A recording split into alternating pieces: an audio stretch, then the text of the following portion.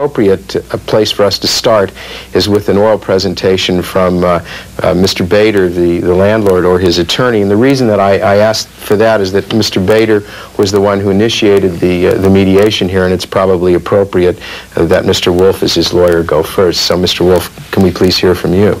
Yes, thanks, Mike. As you know from reviewing our written materials, my client, Mr. Bader, is the gentleman who bought and paid for the 12-story building that's the subject of this mediation. It was constructed and completed approximately 18 months ago. Mr. Bader thought he was buying a functional building. He thought he was paying for a rentable building.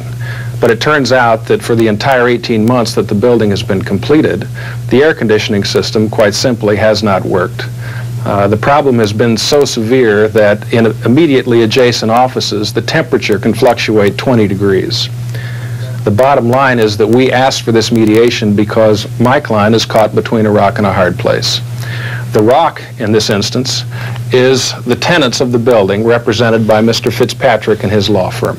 His law firm, in all fairness, is an anchor tenant in this building, and they are, we believe, understandably upset to some degree. They have, however, taken the position recently that unless this problem is fixed within the next 30 days, that they are going to start withholding rent. And worse yet, unless it is fixed within 60 days, they intend to abandon the building altogether. The hard place happens to be, on the one hand, the architects, and on the other hand, the general contractor.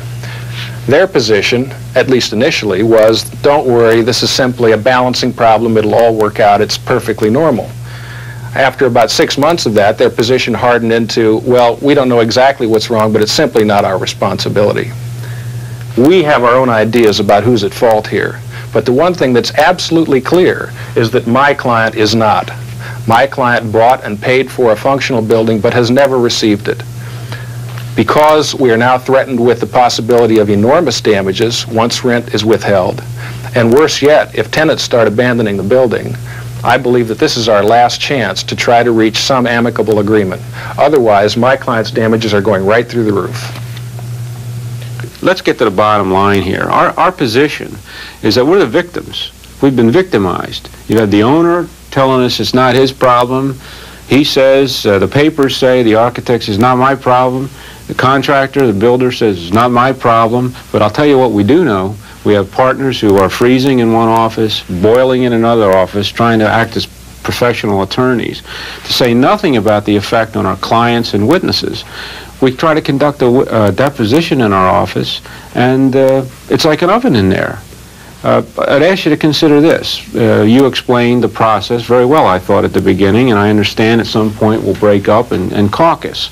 Well, imagine if you were here in trying to conduct the mediation in this room where 80+ degrees now, and then you walked out to conduct one of your caucuses in another room and it was 60 degrees or below, right next to. Could you properly and professionally conduct this mediation with any chance of it working whatsoever? I really don't think so.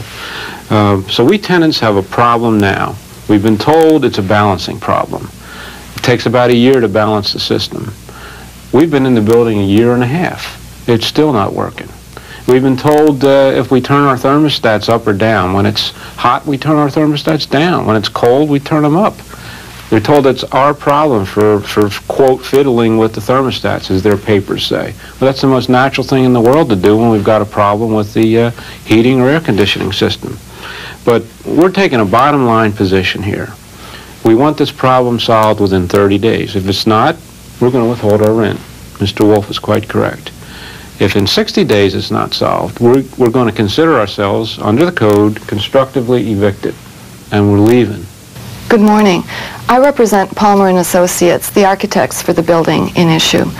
Palmer & Associates, as you may know, are well-known experts in the field of design of air conditioning systems, have designed many such systems in this area and throughout the country. In any system of this kind, it is completely normal to have a period of startup, testing, and balancing of the system. It usually takes about 6 to 12 months. In this case, the tenants, before they moved into the building, were specifically told that there would be such a period of testing in connection with the operation of this building as well. In fact, as I understand it, the tenants were actually given rental discounts